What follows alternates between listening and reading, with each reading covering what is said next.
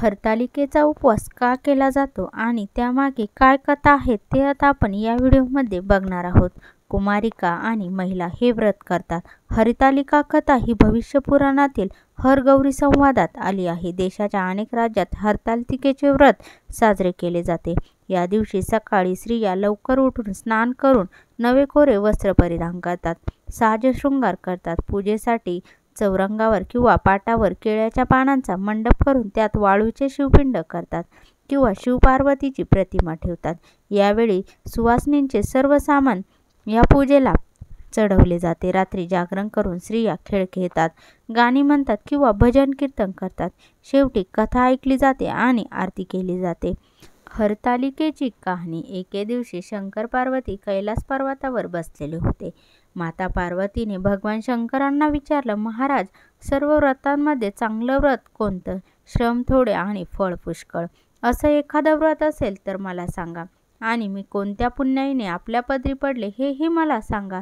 तेव्हा भगवान शंकर म्हणाले, जसा नक्षत्रांमध्ये चंद्रश्रेष्ठ, ग्रहांमध्ये सूर्यश्रेष्ठ, 4 वर्णांमध्ये ब्राह्मण श्रेष्ठ, देवांमध्ये विष्णू श्रेष्ठ, नद्यांमध्ये गंगा श्रेष्ठ, त्याचप्रमाणे हरतालिका हे व्रत सर्वात श्रेष्ठ आहे. ते मी तुला सांगतो. तेच तू पूर्वजन्मी हिमालय पर्वतावर केलंस आणि त्याच पुण्याने तू मला प्राप्त झालीस. हे व्रत भाद्रपद महिन्यातल्या पहिल्या तृतीयेला करावं. तू लहानपणी मी तुला प्राप्त व्हावे म्हणून मोठं तप केलंस. 64 वर्ष तर झाडाची पिकलेली पानं खाऊन होतीस. थंडी, पाऊस, ऊन ही तिन्ही दुःख तू सहन केलीस. तुझे हे श्रम पाहून तुझ्या वडिलांना फार दुःख झाले आणि अशी कन्या कोणास द्यावी अशी त्यांना चिंता पडली. इतक्यात तिथं नारद मुनी आले. हिमालयानं त्यांची पूजा व येण्याचं कारण विचारलं. तेव्हा नारद म्हणाले, तुझी कन्या उपवर झाली आहे, ती विष्णूंना द्यावी. तो तिच्या योग्य वर आहे. त्यांनीच मला तुझ्याकडे मागणी करण्यास पाठविले आहे, म्हणून मी इथं आलो आहे. हिमालयाला मोठा आनंद झाला. त्यांनी ही गोष्ट कबूल केली. नंतर नारद तेथून निघून विष्णूंकडे आले. त्यांना ही हकीकत कळविली व आपण निघून दुसरीकडे गेले. नारद गेल्यावर तुझ्या वडिलांनी ती गोष्ट तुला सांगितली. ती गोष्ट तुला रुचली नाही, तू रागवलीस. असं पाहून तुझ्या सख्यांनी रागवण्याचं कारण विचारलं. तेव्हा तू सांगितलंस, महादेवा वाचून मला दुसरा पती करणं नाही असा माझा निश्चय आहे. असे असून माझ्या वडिलांनी मला विष्णूला देण्याचं कबूल केलं आहे. याला काय उपाय करावा?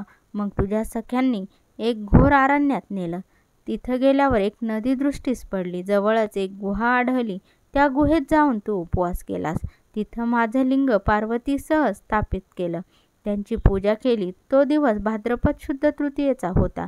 रात्री जागरण केलंस. त्या पुण्यानं इथलं माझं आसन हल्लं. नंतर मी तिथं आलो. तुला दर्शन दिलं आणि वर मागण्यास सांगितलं. तू म्हणालीस, तुम्ही माझे पती व्हा, याशिवाय दुसरी इच्छा नाही. नंतर ती गोष्ट मी मान्य केली व गुप्त झालो. दुसऱ्या दिवशी ती व्रतपूजा तू विसर्जन केलीस. मैत्रिणींसह त्याचं पारण केलंस. इतक्यात तुझे वडील तिथे आले. त्यांनी तुला इकडे पळून येण्याचं कारण विचारलं. मग तू सर्व झालेली हकीकत त्यांना सांगितलीस. पुढं त्यांनी तुला मला देण्याचं वचन दिलं. तुला घेऊन घरी गेले. मग काही दिवसांनी चांगला मुहूर्त पाहून मला अर्पण केलं. अशी या व्रतानं तुझी इच्छा पूर्ण झाली. याला हरतालिका व्रत असं म्हणतात. याचा विधी असा आहे की ज्या ठिकाणी हे व्रत करायचं असेल त्या ठिकाणी तोरण बांधावं, केळीचे खांब लावून ते स्थळ सुशोभित करावं, पुढे रांगोळी घालून पार्वतीसह महादेवाचं लिंग स्थापन करावं, षोडशोपचाराने त्याची पूजा करावी, मनोभावाने त्यांची प्रार्थना करावी, नंतर ही कहाणी ऐकावी, रात्री जागरण करावं. या व्रतानं प्राणी पापांपासून मुक्ती होते, 7 जन्माचं पातक नाहीसं होतं, राज्य मिळतं, स्त्रियांचं सौभाग्य वाढतं.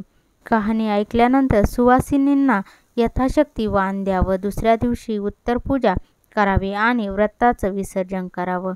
अशा प्रकारे ही हरतालिकेची कहाणी आहे. कहाणी आवडल्यास लाईक, शेअर, कमेंट करा आणि चॅनलला नवीन असाल तर सबस्क्राईब करा.